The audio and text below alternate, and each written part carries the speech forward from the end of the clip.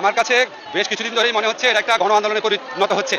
আমি বিভিন্ন বাসায় গেলে বাসায় যারা হেল্পিং হ্যান্ড আছে, গৃহকর্মী, রাস্তার যারা রিক্সাওয়ালা আছে, দোকানদার আছে, আমি সমাজের প্রতিটা স্তরের মানুষের মধ্যে যেই ক্ষোভ আর ক্রন্দন দেখেছি। আমাদের 250-300 মানুষকে মেরে ফেলবে এইভাবে, আপনার মানে পাশবিক কায়দাতে। আমরা কার্নিশে যেভাবে গুলি করা দেখেছি, একটা ছেলের লাশ সাধুয়াজান থেকে নিয়ে যাওয়া হিচড়ে টেনে নেওয়া দেখেছি, আমরা মুগ্ধের চেহারা দেখেছি, আমরা শিশুদের মৃত্যু দেখেছি। এরপরে কোনো সরকারের ক্ষমতায় থাকার কোনো রকম নৈতিক অধিকার নাই। ওনারা জোর করে আরো মানুষকে হত্যা করে যদি ক্ষমতায় থাকতে চায়, তাহলে ওনাদের প্রতি মানুষের অভিশাপ, ক্রোধ, ক্ষোভ আরো বেশি বাড়বে। কিন্তু আমার মনে হয় না এত বড় গণ অভ্যুত্থানকে কেউ পরাজিত করতে পেরেছে, উনিও পারবেন। অবশ্যই গণ অভ্যুত্থানের রূপ দিয়েছে। এটা 69 সনের গণ অভ্যুত্থানের চেয়েও বড়। আমরা 71 সনে পাকিস্তানি হানাদার বাহিনীর বর্বরতা বাদ দিলে গত 100 বছরের ইতিহাসে এত বড় বর্বরতা কাউকে করতে দেখি নাই। উনি জনগণ, আমাদের তরুণদের ভোটাধিকার কেড়ে নিয়েছে। আজকে প্রায় 20 বছর, আজকে প্রায় 17-18 বছর ধরে প্রথমে ভোটাধিকার কেড়ে নিয়েছে, তারপর তাদের জীবিকা কেড়ে নিয়েছে বিভিন্ন ব্যাংক জালিয়াতি করে, তারপরে শেয়ার মার্কেট জালিয়াতি করে, সম্পদ পাচার করে।